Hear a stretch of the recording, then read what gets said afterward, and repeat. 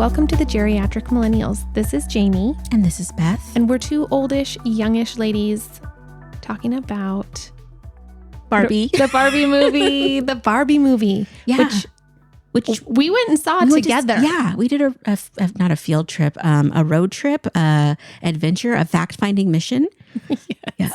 Yeah. And you had already seen it. Which I did. Then I was just like, I bet she forgot some of it though. Of course. Yeah. Because it's my brain. Yeah. But I'm really glad I saw it again because I really liked the movie and I feel like I could pay attention a little bit different or better just because. Yeah. There was something to focus on. You could focus on so many different attributes in different ways. Mm-hmm. I think I could see it a few more times and just like, oh, I'm going to think about this now.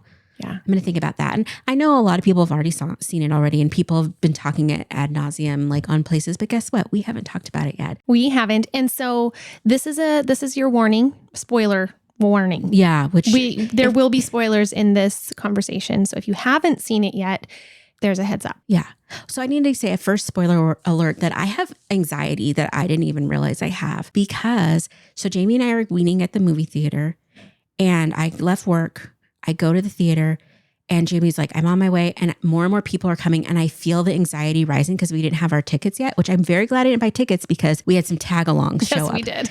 But I was like, it was rising and it just took me back to going to the movies forever. Yeah. Because I was just like, I was getting so anxious. Really like, we need to get these tickets now. We need to get the tickets. So that we get them together and that we're in a good place. position. And I'm like, I need to be sitting in the seat before the trailers start. And if I don't, like, I was panicked. And then when we got in there, it was like, who's going to be sitting next to me? And what if, it was those nicer, like recliner chairs. I'm like, okay, what if the person next to me wants to use the armrest and Jamie wants to use the armrest? So my hands are going to be folded in my lap the whole time. It was just all of my like, it's sometimes little moments like that where all of my life anxiety will focus on minutia things. Yeah. And it was like flaring. Wow. So, I didn't even know that. Well, I hide it very well. Yeah, you do. But it was like, it just goes back into like the movie the movie stirred me a lot too. So I was already stirred up and then we're watching the movie, but. Yes. Before we get into the movie though. What? I just want to unpack a little bit about like the anxiety thing. Is that okay? Yeah. Because do you think that is because you like never go to the theater or you said it like was reminding you of that feeling? It's a control thing for me. So it's like I was out of control because I was waiting for you and I had no control over you. Yeah. Which just sounds horrible. But it reminded me like I used to go to the movies all the time with a family member and they were very much like, okay, let's just roll up when we roll up. And that just caused me anxiety because I think part of it is like, this is before you could, reserve your seats. Yeah. So if you didn't get there early enough, you'd have to be like in a corner somewhere. And it was really awkward to try and find seats. And there was times. Oh, that's right. There, you could just sit anywhere. You could sit anywhere. There was open seating. And so, and then it's awkward. Like, oh, is someone sitting there? And I have a really hard time inconveniencing other people. Like it makes me very uncomfortable to make other people's life worse or maybe somebody's out there irritate somebody else. Yeah. Like in a lot of times it's like just to have them move their legs for you to walk past. Yes. And then it's the awkwardness of like, you're trying to carry something and your like butt is in their face because the rows used to be a lot. It literally less is wide. In their face. Yeah. And so or like touching their feet. Yeah. And it was always made me have anxiety to like, Here's a question, side note. Mm-hmm. When you do that, whether it's at a theater or a stadium or somewhere where there's road seating and you have to like get past people to get to your seats, do you turn away from them as you go past or do you turn towards them? If I'm walking through, I try to turn away from them typically. Yeah, me too. Yeah, typically. It just depends on the situation. Yeah. Yeah. I don't know. I had an incident where I fell forward into this gentleman's face and my boobies. That's the potential. Yeah, it was awkward. Yeah. Face away. Face away. Face away. Okay. Yeah. Okay. Anywho. So Barbie was great. It made me just think of lots of different things. I thought there was a great feminist thread in there. Like, well, not thread. It was like the vein of the movie. But it just made me think about so many things and how frustrating it is to be a woman sometimes and live in the patriarchy and how like even like how at the end when the Barbies are all kind of brainwashed by the Kens and they're just like embracing it. And that's like, sometimes I hear myself say things that are just very like, ew, that sounds very like misogynistic or anti-woman or not inclusive or whatever, based on nothing more than like being in it and around it, you know? It's just the air we breathe. It's the air we don't breathe. Even notice. Yeah. And then you say it, you're like, ugh, I don't feel that way, you know? And if a guy had said that to me, I would have, you know, not done anything other than being like, you're a gross human. But yeah. I don't know. It was just a lot. Okay. So overall, you liked the movie. Overall, I liked the movie. Overall, I loved the movie. Yeah. I was like, this is amazing. I thought it was so well done. I thought it was really enjoyable to watch and it was entertaining. It had a good message. Like I had nothing but positive thoughts. However, the second time I watched it, I was with my husband and one of my sons and my daughter and you. But the husband and son, and watching it, being aware of their lens and how they're watching, like what this movie, and I didn't think about it as much like when I was watching the movie, but we talked about it afterwards. And it gave me a little bit of a different perspective that I didn't really consider because it hits different. Yeah. It really does for depending on a lot of things. Yes. And so we had a really good conversation though. And I feel like we'll probably have some more conversations, but I don't even know where to start with this with you. Like I want to talk about all the things. And I want to talk about, because there is, I don't know that I think it's kind of a hot topic. Like there's people, okay, so before I watched the movie, I was seeing some things on social media, not a lot, so I don't go on social media a ton, but there was somebody that had gone to this movie with her sons, and her review of it was like not good. I'm just seeing hashtag boy mom. Yeah. Like that and she mentality. was like, oh my gosh, like this was like a horrible message for my sons. And, you know, it was man bashing. And I don't know if she used that term, but it was kind of a negative thing. And she was just like, well, they humored me, you know, like they went with me, but I really didn't like the message at all and blah, blah, blah. And so that was before I had seen it. And I was kind of like, oh, I wonder, you know, interesting. And then I watched it and I was like, I didn't get that at all. And then I watched it again, like I said, with my son, with my husband, and had some conversations after. And one of the things that my son said was he liked the movie, but he didn't like, or how did he put it? And I was trying to help him to articulate because he didn't, there was something about it that he didn't have a good feeling about. And so I was trying to help him articulate what was that. And he said, well, not all guys are like that. Like not all men are like that. I didn't like how the men were in that movie and not all men are like that. And I was like, you are so right. Alan was not like that. You are so right. And he was like the only one in that movie and the dad. Yeah. But he was like, I think it made him feel like he didn't like the patriarchy, right? Like he didn't like the patriarchy. He could see that it was not like that the way that the men were behaving and all of that, like he didn't like it. And in both Barbie Land and the real world, the men were like that. And that's why he's just like, but not all men are like that. And I said, I know that. And I said, you are not like that. Your dad is not like that. A lot of people we know are not like that, but the patriarchy is set up like that in a lot of ways. And so anyways, it was some good conversation. But he was kind of like, oh, but that's such a good reaction for him to see like, oh, but this is what it really, the majority is like this. Because Alan was very much in the minority. He was. And that is very much how it is. It is in the minority to not embrace that culture of kin. And the thing that kills me, the not all men thing, that's a big thing on TikTok that comes up. Like not all men are like this. Like for guys saying that this, and this is like usually a bit older guy and, you know, kind of like, well, not all, you know, kind of these nice guys. This is my son who's 13. Very young. And he's still trying to figure out like, what does it mean to be a man? And what is it? And all of that. And he's so super sweet and kind and is just like, and he's in it, but not, you know, he doesn't fully see it yet because he hasn't had the life experience. Yeah. But I've heard multiple people say like when people are saying not all men, but it's like, there's enough men that sit by and do nothing. There's enough men that see someone being harassed on the street and say, hey guy, stop, don't say that. You know, there's enough men that listen to locker talk or somebody bragging about something or berating a woman or just being awful, and they don't do anything. And it's just like, yeah, like I remember being younger and this guy was just saying the most horrible things for me, like super trigger warning, but it was like raining or something. And it just rained and we were sitting in a group of kids. Like it was me and I think 2 or 3 other guys and maybe another girl. I can't really remember. We're on our bikes in the summer. So you're around how old? I'm probably like 5th or 6th grade. Okay. Like really like early middle school probably. And this guy was talking about how like, he just alluded to me like being the type of person that would believe like, you know, God's semen was rain and I would be outdoors like lifting my legs trying to get pregnant. What? Makes no sense.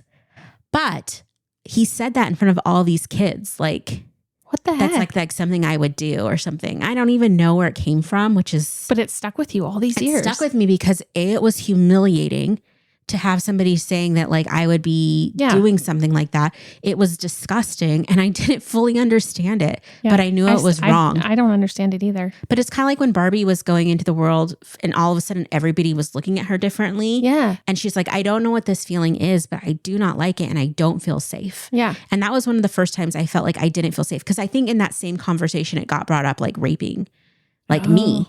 And so it was really just horrible. Yeah. And it's just like, I was 12, you know? And I feel like just thinking about all the people that have to experience that kind of stuff, you know, which I think everyone does to some degree or another, where it's those first instances of eyes looking at you differently, being sexualized, having really just gross things said to you and looking around. And I had a friend there that was a guy friend and it was one of his friends that was spouting off. He didn't say anything. He just like avoided my eye and like looked away. And I remember looking around for help because I didn't have the words to defend myself. I didn't know what to do. Do I just turn around on my bike and go away? Like, do I cry? Like, and it was just like, oh, I'm alone in this.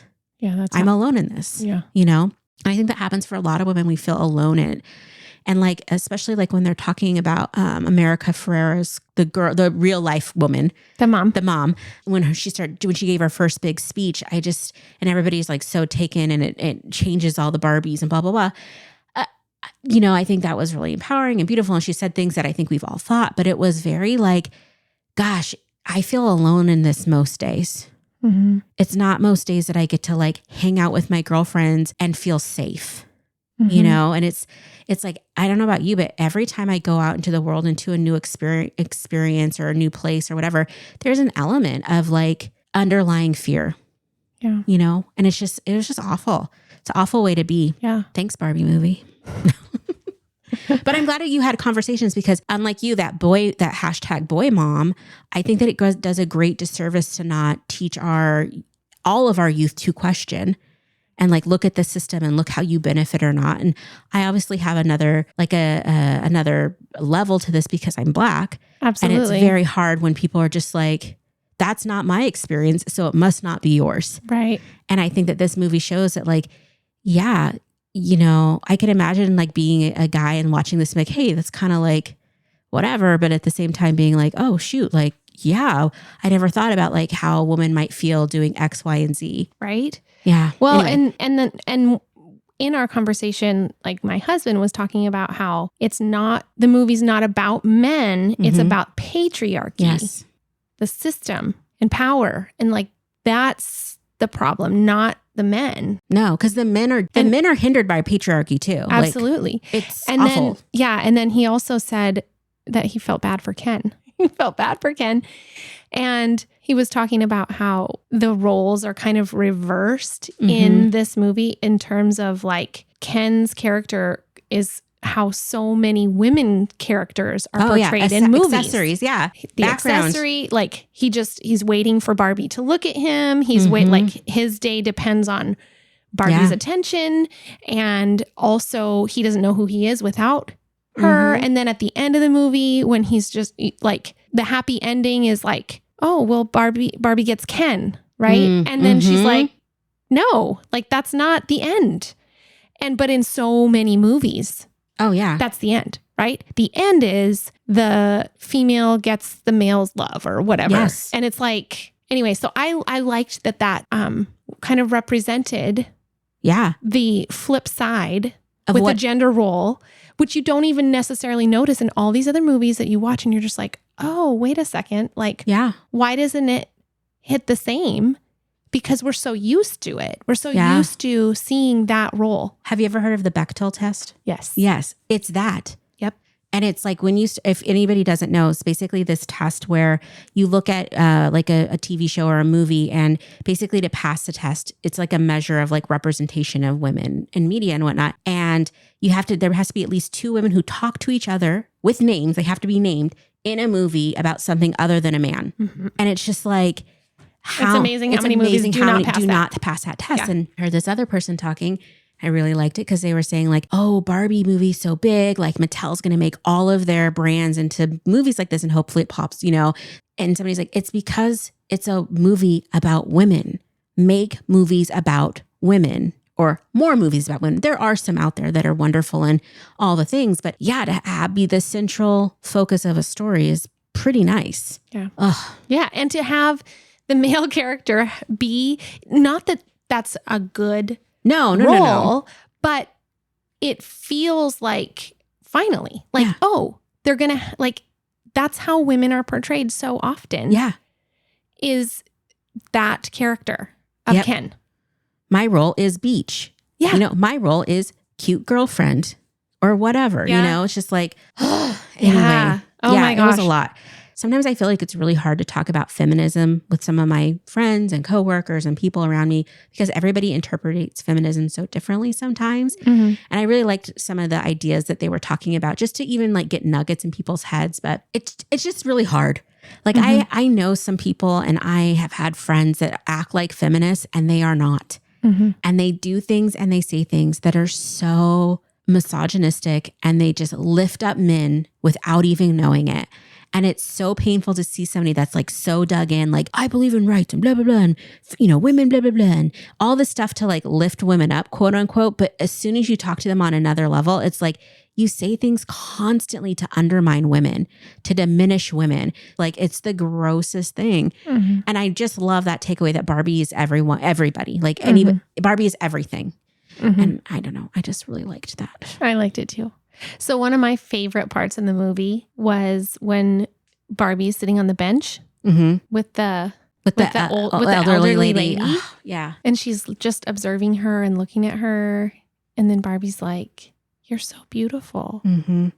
And the lady's like, I know it. I love that so much. And then they laughed, and they just had this moment, and it just was impactful to Barbie because she was just so sincere in recognizing this woman's beauty that in our patriarchal society is very much considered. Oh, she's out to pasture. Not beautiful. No worth. Because we're constantly fighting against that, right? Yeah. We're fighting against aging and the natural process cellulite, of wrinkles, all of that. Fatness. Yeah, all those things. Yeah. I loved in the movie how they like made that little point too, like Margot Robbie is not necessarily the person we should say is like struggling with, not being accepted by the patriarchy as far as looks. So that was one of my favorite parts of the movie. Did you have a favorite part? I liked it when she ran into the woman that created Barbie. And I really enjoyed that moment.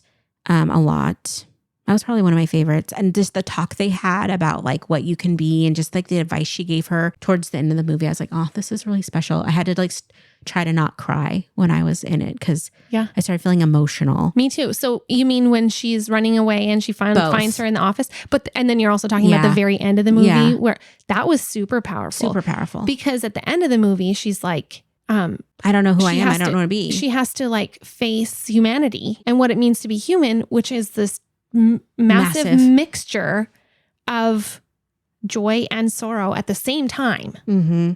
And like, you can't really have one without the other. And like accepting that, the feeling, the all the pain that is mixed in with, with beauty and pleasure and the all the good and the bad, the good and the bad, like it's together. And like, I also liked how she cried. Mm-hmm. And then she was like, I can't remember exactly what she said, but kind of like it was amazing. I liked too how the creator said, I think her name Ruth. I can't remember. Anyway. Yeah, Ruth, the one who. Yeah.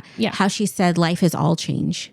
Yeah. And it's like that hit home for me because I'm not great with change, but I change. It's all the time, and it can be really hard and frustrating and difficult to navigate. And especially like as you get older, I feel like sometimes there's less voices to turn to for mentorship and for advice. And so a lot of times you're going through stuff, and again, like nobody knows, you know, and it's just, I don't know. It's challenging. Yeah. It's just challenging to be human. Yeah. It adds a layer of complexity, I think, sometimes to be a woman. Yeah, for sure. You know, and depending on what culture you're into, like how the severity of that. Yeah. I really enjoyed the movie, how like when she first started off, we got like one ideal day, and it was beautiful and it was easy and it was simple. And then it all got complicated. Yeah. And I was just like, oh my gosh, that's such life. Yeah. Like life is so complicated and messy and not a straight line. And it's frustrating when you try to make it a straight line, you know? Yeah. Or expect it to be a straight line. That's not reality. It's not. So I have a couple of favorite characters. I don't know if you do. I really liked stereotypical Barbie, the main character. Yeah. I really liked her character, but I also really liked Weird Barbie. I loved Weird Barbie. So great. She was so great. And I feel like the casting of her was so perfect. Yeah. Like she was the perfect person to play that role. Yeah. I don't even know what her name is. Kate McKinnon. She's so amazing. Good. So she was good. On I SNL loved it. Yes. Okay. Yes. That's where I knew her from. Okay. And I was just like, oh my gosh, I love this so much. It was so great. Oh, and oh my gosh, so that was one of my favorite characters. And then I also have another favorite part of the movie when that character, Weird Barbie, is holding up the two different shoes and is like, do you want this shoe? Like, you have to make a choice. Like, do you want everything to go back the way it was and just be great? Or do you want this? And I can't remember the words. All I remember is it's a Birkenstock. Yeah. Like one's a high heel and one's a Birkenstock. And I'm like, yes. Yeah. Yeah. Also, when Barbie's walking up the stairs and she's like, if my feet were this shape, I would never wear high heels. I was like, amen, sister. Uh-huh. Absolutely. I one of the things I liked about Weird Barbie is that I feel like that a lot of times as you come into your own as a woman, you become more and more like Weird Barbie, where you just embrace. Well, because so Weird Barbie's weird because she was played with too hard. Yeah. And I loved that when they showed her, you know, like the little girl, like just coloring on her face and like cutting her hair and all that stuff. But that's kind of life. Like we go through stuff and it changes how we look and it changes how we, I don't know. I mean, just it changed. Like our bodies change. Just bodies change. The way we approach things. The way I don't know. I just loved like her dog was pooping on the floor. She's like, I'm sorry. Yeah. And I just like, okay. I really like too that they did do a pretty good job of like diversity in body types and body shapes and colors and different, like I saw somebody that had a limb difference. And it's just like, I was like so appreciative of that because I think that representation is so lacking in so many areas, and it's hard when you don't see yourself reflected. Right. At the end of the movie, like during the credits, I know we're jumping kind of all these places, but they were showing classic Barbie dolls. Yeah. And I remember some of those dolls, like I had the business suit Barbie that switched into like a nighttime, you know, like going out for a party Barbie. And all of my Barbies were white growing up. I didn't have one black Barbie. What? Yeah. The closest, because they didn't even have them in the town that I lived in. What? Yes. So like in Kennewick in the 80s, they really didn't have black dolls everywhere. And if you're saying, Beth, yes, they did. I was black in the 80s and I was here and we looked for dolls and it was hard. Like my grandma ended up having to get me a Cabbage Patch Kid that was black, and because we didn't have just the diversity here. And it's like, I mean, I remember being younger and going and looking at the Barbie aisle and just there wasn't a ton of representation. Yeah. It doesn't mean that Barbie wasn't making those dolls. The stores weren't stocking them here. Oh. They would stock them maybe in Pasco or whatever, but guess what? The toy store wasn't in Pasco. Mm-hmm. And the closest I got to a black doll was a doll of color. And she was, I think she was Hawaiian. She could have been Asian. She could have been Hawaiian. She could have been Puerto Rican. I don't know. Nondescript, you know, person of color, best friend to Barbie. But that was like the only doll I had that was like even close. So yeah, to see like the representation was just, I love that. When I go to Target now and I'm walking by the toy aisle, frankly, I don't spend a lot of time in the toy aisle because I'm like, you know, got to get my cat food and go. But I'll see like dolls and it's like different colors and whatever. And a lot of times, there was a friend that had small children. I would buy her daughter like the little tiny Barbie dolls. I don't know what they're called, and I'd buy them in different skin tones. Yeah. I think it's easier now Maybe. 100%. I hope it is, but it's taken a while. It's taken a long time. And it's weird when you see pushback on it too. Right? Like, just so annoying. There was a couple of years in a row where I did Toys for Tots, and every time I would go and buy dolls, but I'd only buy black dolls or brown skin tones. So, because I'm just thinking about, how does that feel? When you're whatever situation your family is in, that you need Toys for Tots or, you know, Christmas presents, and you get a toy and there's never one that represents you, you know, and just that disconnect is hard. So yeah, I do think the movie, from my perspective, and I appreciate your perspective because it's going to be different than mine, but I did notice that as well. And I really liked that. I appreciated that. I also really liked the character of Alan. Loved Alan. Because I feel like so many people can relate to Alan, because Alan's there and he's like, hey, like, he's just completely overlooked. He's kind of on the margins. Like, he's like, all Ken's clothes fit me, you know, but he's not celebrating the patriarchy. He's not, he's like, no, he's kind of for everybody. Yeah. He's like, I like Barbies, and he's like, I think he didn't really know where he fit in, but he had a really good heart, and he was just like, I don't know. I really liked him. Yeah. I liked Alan. I like the guy that played him so well too. Michael Cera, the casting in this movie was really good. Was so good. So good. I did love in the beginning when the little girls first got the Barbie and they just started, that little girl with the pigtails. I don't know. Oh, in the and she very started opening smashing scene, stuff. the And baby I was just dolls. like, yes, I was like, I feel it. And well, what about there's the sugar daddy? Oh yeah. Like the different, these were all real Barbies, right? Yeah. Like real toys that were made, right? Yeah. And like, clearly adults were making these things. Yeah. And it's just like, there was things, and I know that, for sure toy makers are doing the same thing nowadays, even to a greater extent, but there's just like all these, what is it? Missteps? Like they're almost like inside jokes for adults. Oh yeah. Sometimes, yeah. Sometimes I think too, it's like when Barbie got to the Mattel Corporation and there was no females on the leadership team. Yeah. You know, and it's just like, there's something, if there's no women on the team, you're losing a huge perspective. And if you look back at that team, and it was kind of diverse a little with ethnicity, but not super. No. Like, and it's just like, I think that sometimes things get missed because you don't have a diversity, which sometimes people look at as a bad word, but it's important to have, you know, not be siloed in your world and your worldview. Yeah, totally. But I'm talking about things like, so the sugar daddy Barbie, because my daughter's like, oh no, the dog's name is Sugar. Yeah. And I'm like, okay, because I just saw the other day, like one of my friends posted a story, and she was looking at toys, kids' toys, and she was looking at plushes, and there's a plush eggplant. But here's the thing. I really do think that sometimes people are trolling. I think a lot of times things are missed because then not the right people are looking at them. Well, I'm thinking, so whoever made the plush toys, like kids aren't looking, aren't like, I mean, an eggplant is generally not a kid's favorite vegetable. No, but it's an emoji that they see. It is an emoji that they see, but it's an emoji that's used to represent a penis. I get all that. I'm just saying that like somebody would be like, you know what? We need to make the emoji movie come out. We need to make all of the fruit emojis into things without thinking. And the problem is that. But I think they are, but my thing is like, I think they're thinking, and I think they're doing it with the intent. I get what you're saying. I do think that happens sometimes. I don't think that happens all of the time. And I think more often than not, if you look at who's producing the thing, they do not know because they are out of touch.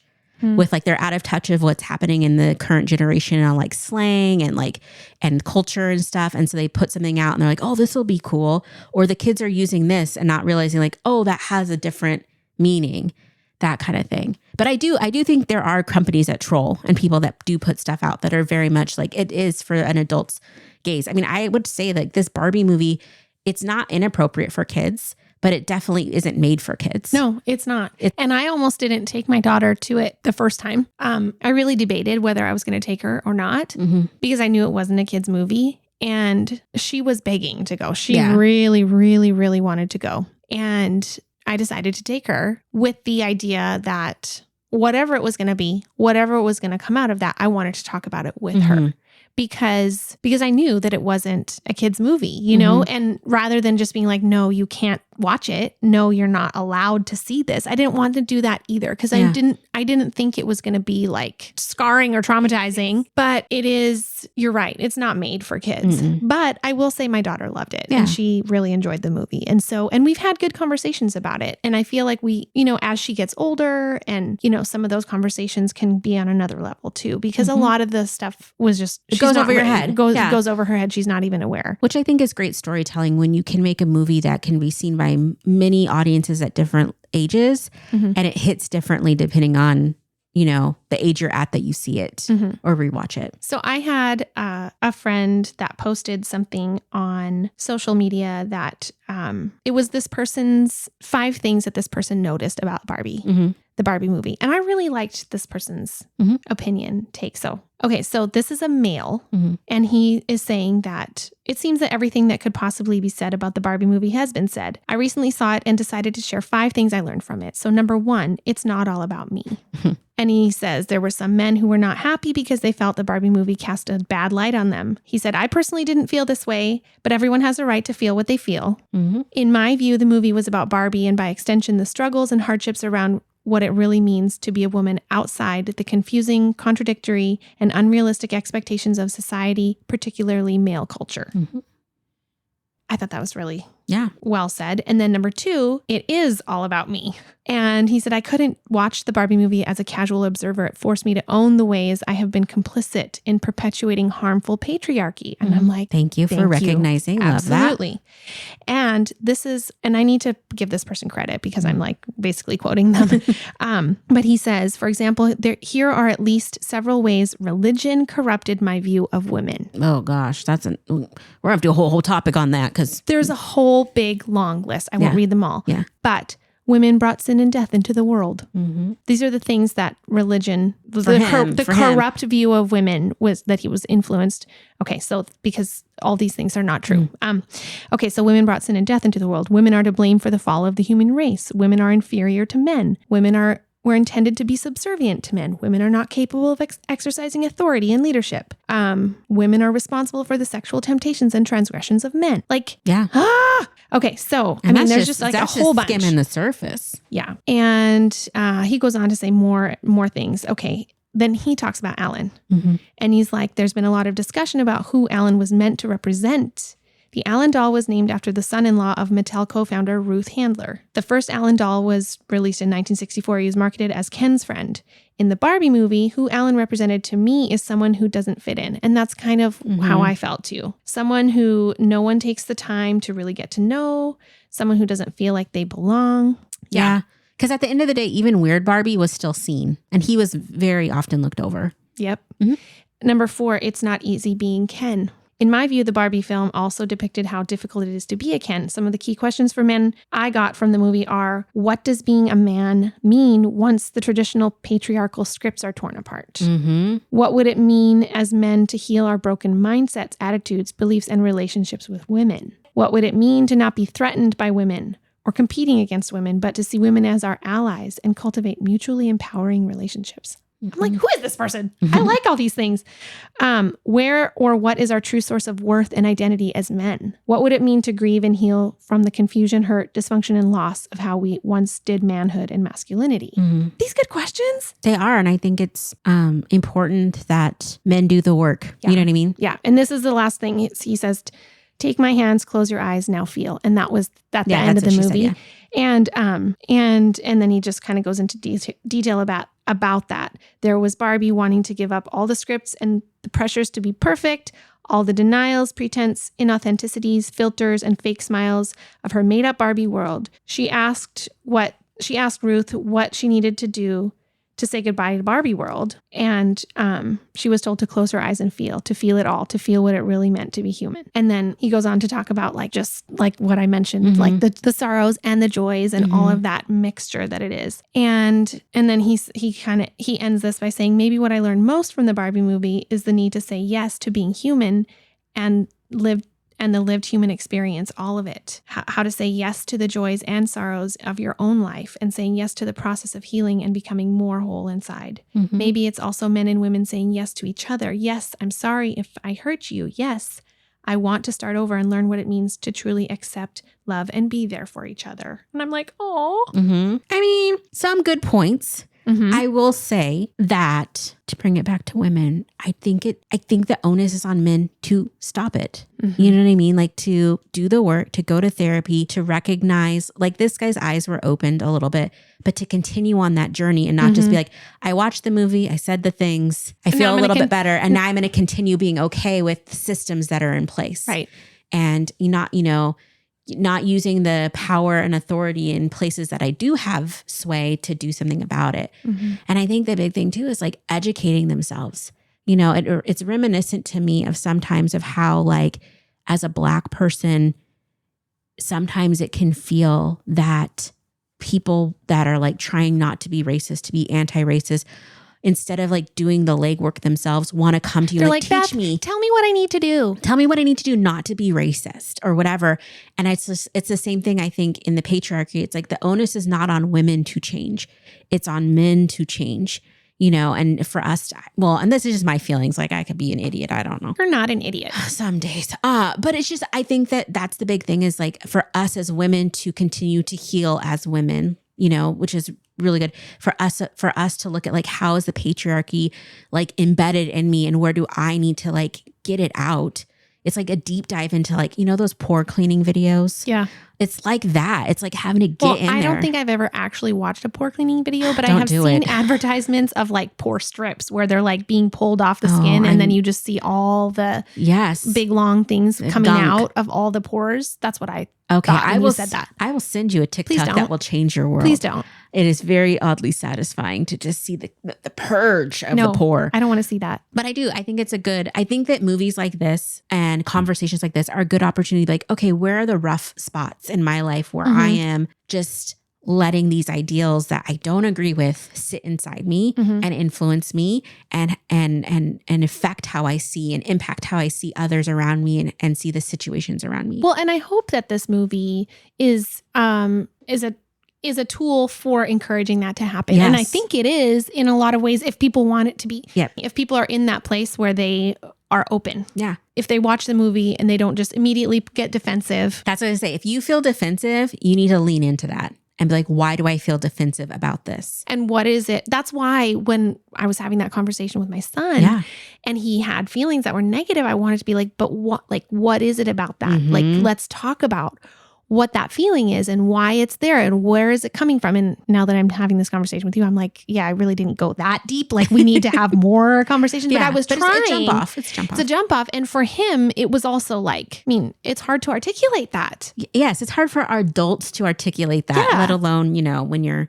just figuring it out. But as a tool for those kind of conversations and for that reflection, I think the Barbie movie is great. And I hope that it's used for that all over the world and particularly in America. Agreed. Okay. So any other final thoughts about the movie before we talk about actual Barbie dolls? Because I want to talk about that just to wrap it up. No, I feel overall, I'm going to watch it again. I'm excited to see it again, like in my own pacing. Yeah. I think it'd be actually fun to do like a book club with this movie where we all watch it together and then discuss it like right after. Cause I think when you sit in it, sometimes you forget those little, and I think too, if we sat there and like took notes on the parts that were like stirring us, then have a conversation, maybe I'll do that. Guys, I'm going to host a little Barbie party. I'm going to come. So, yeah. Okay. Anyway, what were your Barbie dolls growing up? Okay. So that's what I want to talk about because here's the thing. I didn't play with Barbies. At all? I never had Barbies. Oh my gosh. So here's what I had. I had different friends that had different kinds of toys. And so like when I played with this friend, we did this. When I played with that friend, we did that. And I had one friend named Nicole who had Barbies and she had a ton of Barbies. And so she was a neighbor friend. She was a friend from school. So I would go to her house after school and we would play Barbies. She was pretty much the only friend that I had that I played Barbies with. So I played with her at her house with Barbies, but I actually never owned Barbies. Wow. Yeah. I never did. I need to find it. I have all my old Barbies somewhere. They're somewhere. You do? Yes. Why am I not surprised? I packed them up beautifully because I'm like, one day when I have children, I'm going to pass these along. I'm like, children? No. So now I'm going to just use them for, internet clout and post them online because they're so adorable. But I had a few really good ones. I had one that she had like a red bodice with puffy white sleeves with little hearts embroidered, and then this skirt with like little red hearts all over it. That was one of my favorites. I always wanted the peach Barbie. I think it was. I remember you telling me about that. The peach. Yeah, I sometimes look at it on the like eBays. A ball gown. Yeah, because we just didn't have the money for it, and I wanted it. I mean, I did have some Barbies. I had like I was dying in the movie because they have this thing where they show a flash of Barbies, and it was one with the like rock star Barbie. She has this really long crimped hair and this like psychedelic dress, and I loved that Barbie. But I think my favorite Barbie was the business Barbie. Like I loved the accessories. Like I can still feel the little plastic businesswoman hat in my fingers. Like I remember how it smells and her little phone and just all of it. I was so into the briefcase. Like I kept all that stuff together, and the shoes were off the chain because they were like white shoes with pink tip toes. And it was just like Margot Robbie dressed her for one of the premieres, and I was just dying because I was like, oh my gosh, that was my Barbie. So that's so cool. Anyway, yeah. Well, once I get my Barbies out of storage, we'll have a Barbie playing session, and we'll just go to town and like. Oh, can I also just say that I loved that it was the mom? I know. I was like, absolutely. It got me. It was the mom. It was the mom. Like that was her doll. Yeah. Like she thought it was the daughter. Yeah. But then it was like oh my gosh. And then the flashbacks from the mom's perspective. Done. That's when I cried. Yeah. Because I was like, oh my gosh, because my daughter hasn't crossed over to the dark side yet. Yeah. But I know it's only a matter of time. Just minutes. And I just know that it's going to be around the corner. And it makes me like really sad to think about that. Like, and to see like, and I know it's normal and I know we'll get through it and it'll be okay. But, just watching that process very briefly in that little flashback where it was like the little girl was like there, and then all of a sudden she's like, don't touch me, like don't look at me, like go get away, like, oh, it's so heartbreaking. Anyhow. But it was good. It was good. I'm gonna watch it again. I really liked it. I thought the director did an amazing job at telling the story. I love that I'm kin enough. Like I know that. Oh my gosh, I love that so much. It was just like maybe that's probably my favorite takeaway. Knuff. Sorry. Yeah, Knuff. And I love that he was into horses. Like it was just all of it. It was just fun, and I'm excited to see it again. And yeah, here's to Barbie. Yeah, and Ken, I guess. If you're enjoying the podcast and would like to support the show, you can share episodes with your friends and family, follow us on Instagram at The Geriatric Millennials, or leave us a positive review and rating, all which help us to grow. Our theme music was created by the Finley Ghost. Check out their latest album now. Thank you so much.